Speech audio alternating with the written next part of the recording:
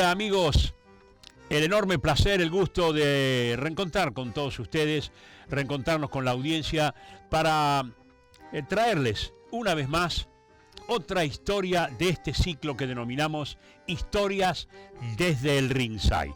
Hoy el gran protagonista será una de las máximas figuras del boxeo mundial, Víctor Emilio Galíndez.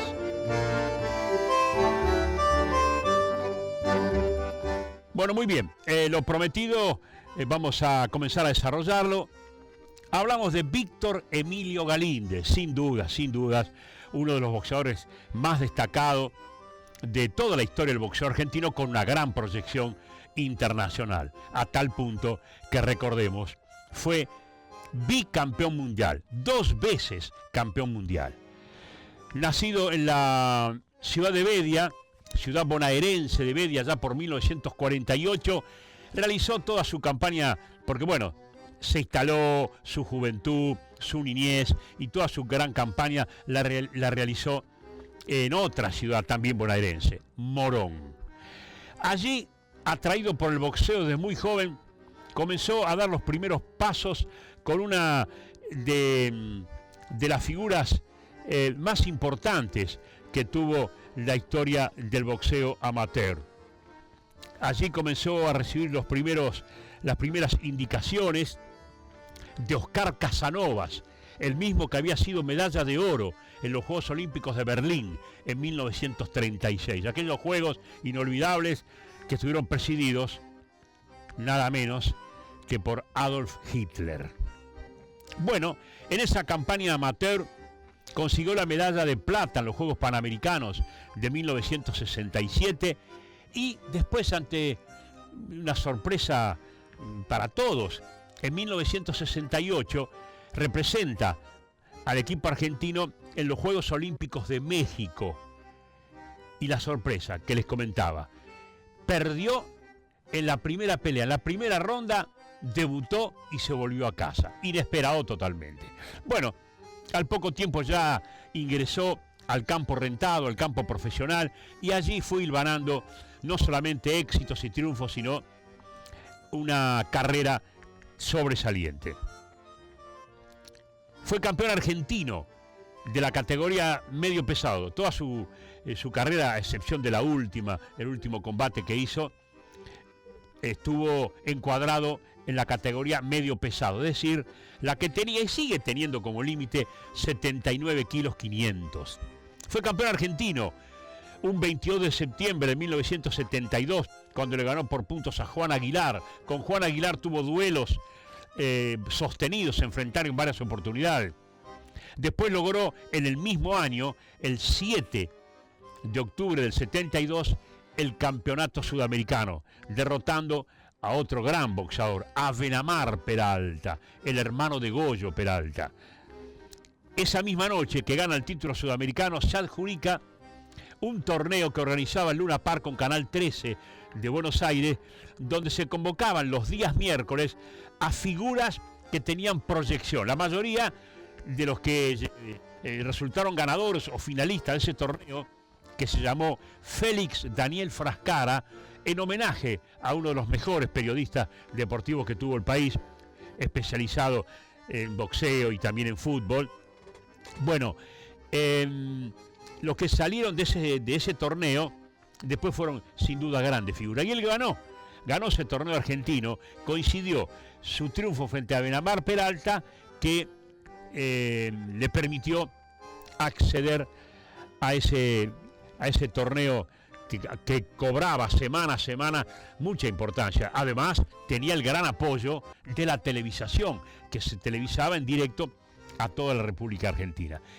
Allí entonces comenzó a hilvanar su carrera, uno de los mimados de Luna Park, un mimado, casi yo les diría un ahijado de Tito Lecture.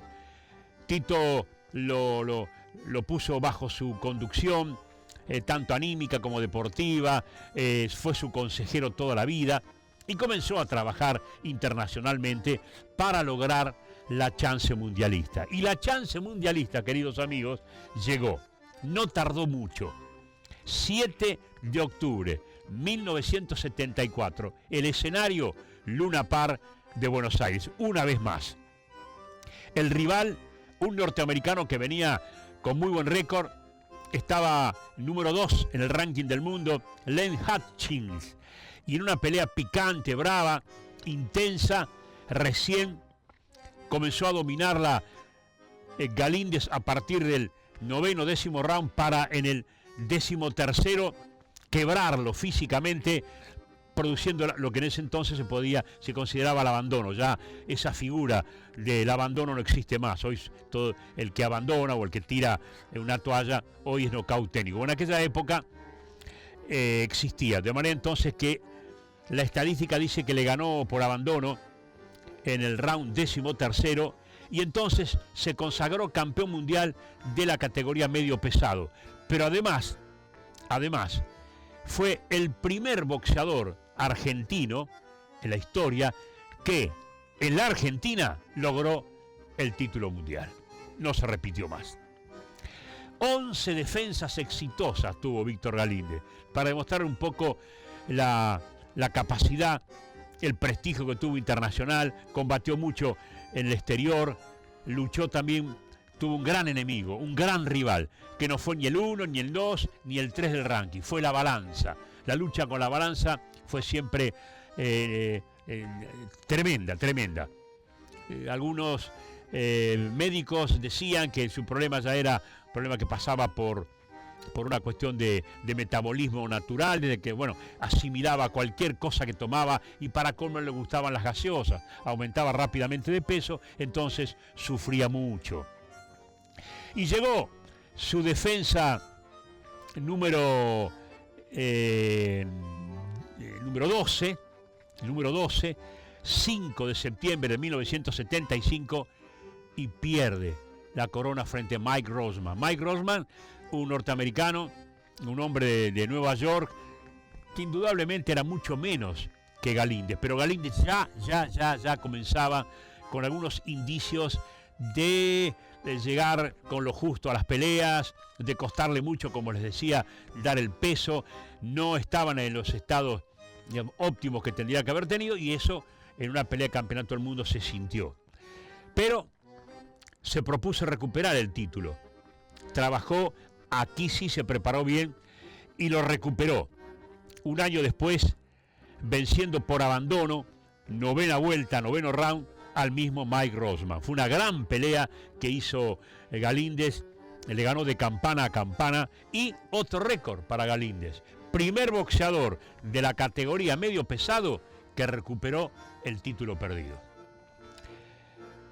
Claro, no le duró mucho esa alegría, porque se los dije recién y se los recuerdo. Comenzaban ya los síntomas, los malos síntomas de una carrera que iba a ir acompañada de, bueno, algunos excesos en cuanto a la noche, en cuanto a las salidas, el poco cuidado, el poco gimnasio. Su entrenador, el recordado gallego Pradeiro, bueno, tenía canas verdes ya, tratando de encauzarlo, Tito Lecture mismo, y entonces en la primera defensa que hace, el 30 de noviembre de 1979, pierde con Mervyn Johnson. Mervyn Johnson era un boxeador de primera línea, era un boxeador interesante, era un boxeador para ir muy bien preparado, y no lo fue. No lo fue Galíndez, perdió sin ningún cuestionamiento, y entonces allí, después de esa pelea, bueno, sobrevinieron un montón de hechos particulares de su vida, ya indudablemente no era el mismo, y desde esa derrota, cuando pierde el título, él, recordemos, fue 2 veces campeón del mundo. Lo perdió, lo recuperó, siempre de misma categoría, ¿no? Estamos hablando de medio pesado. Y intentó una vez más colocarse en los primeros planos. Tito Lecture mismo le dijo que le iba a ser muy difícil instalarse otra vez, no daba la categoría medio pesado, le costaba muchísimo, y entonces hace un intento en la categoría crucero. Observen ustedes, él, de los 79 kilos y medio, que lo había hecho campeón de todo, pasa a militar en una categoría que estaba arriba de los 85 kilos, 86, podían llegar hasta 90 kilos. Era otro hombre totalmente distinto. Entonces, el 14 de junio de 1980, hace una sola pelea en esa categoría. Será la última de su carrera rentada. Perdió con James Burnett, un gigante para la categoría, que era campeón mundial de la categoría crucero del Consejo Mundial, la CMB. De allí en más, queridos amigos, la parte boxística le dijo no va más. Se tentó con el automovilismo, comenzó a correr, le gustaba, y decidió un 26 de octubre de 1980, tenía 31 años, un muchacho muy joven, ir de acompañante de un corredor que ya tenía su experiencia, Antonio Liceviche. Fue la carrera TIC de la temporada de la década del año 80 en el circuito de 25 de mayo en Buenos Aires. Cosas del destino. Sobre el ring, después de haber tenido aquella histórica pelea el 7 de octubre del 74, que retuvo el título mundial totalmente ensangrentado, que pudo haber quedado muerto sobre el ring, que ganó una pelea épica, histórica, por abandono en el 13º round. También, fíjese, parece que el número lo siguiera, frente a Richie Cage. Aquella pelea que ustedes recordarán, porque seguramente la han visto, con su ceja destrozada, con un árbitro que le permitía secarse la sangre en su camisa que hoy está en el Museo del Deporte en Johannesburgo, en Sudáfrica, donde se hizo la pelea. Bueno, si eso no pudo con él, lo que es el destino. El coche de Liceviche se descompuso, decidió abandonar la carrera. Se bajan los dos, casco en la mano cada uno, y comienzan a caminar por la banquina, por el costado de la pista. Viene el auto de Marcial Feijó y en una maniobra que todavía resultó inexplicable, los atropelló y los mató a los dos en el instante. Una cosa realmente, simplemente, que podemos decir, cosas del destino. 31 años tenía el querido e inolvidable Víctor Emilio Galíndez. Sin dudas, de los campeones mundiales que hemos tenido y de los boxeadores que han dejado un importante registro en la historia mundial, Víctor Galíndez tiene inscrito el suyo con letras preferenciales.